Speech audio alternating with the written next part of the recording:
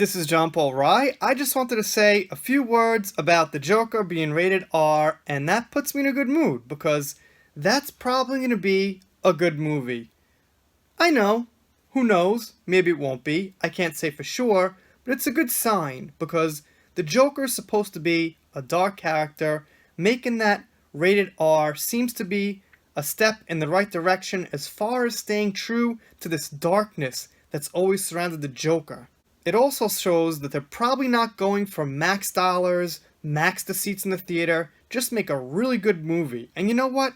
If they do make a great movie and a certain niche audience likes it, it's received well, it stands out in the genre, then that's good for DC's reputation, in my opinion, or at least for people like me who want to see good stuff, who don't want to see all this silly agenda-ness and wokeness and crazy lines about how men are terrible these days in movies.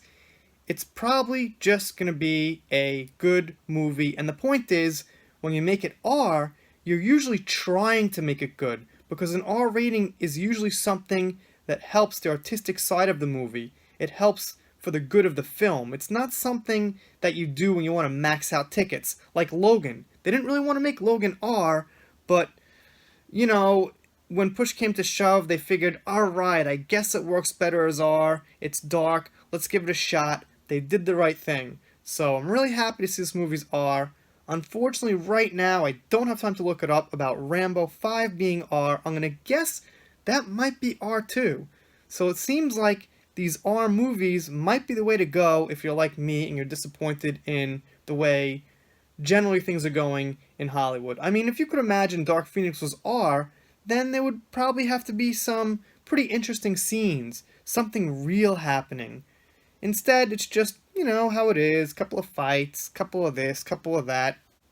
Getting kind of old. I mean, there are so few R movies these days in the genre that I like. I mean, I guess it's by nature of the genre. I kind of like fantasy, like Lord of the Rings, The Hobbit, stuff like that, and sci-fi, so yeah, I'm not expecting like some R Star Trek, although I heard there might be. But you guys get my point. Superhero stuff, sci-fi stuff is generally not R by nature, but it's really nice to see the occasional R slip in there, and that gives me hopes for this movie.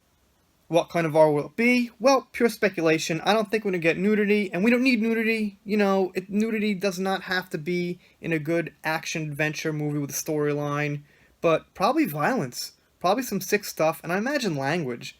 Probably some F-bombs.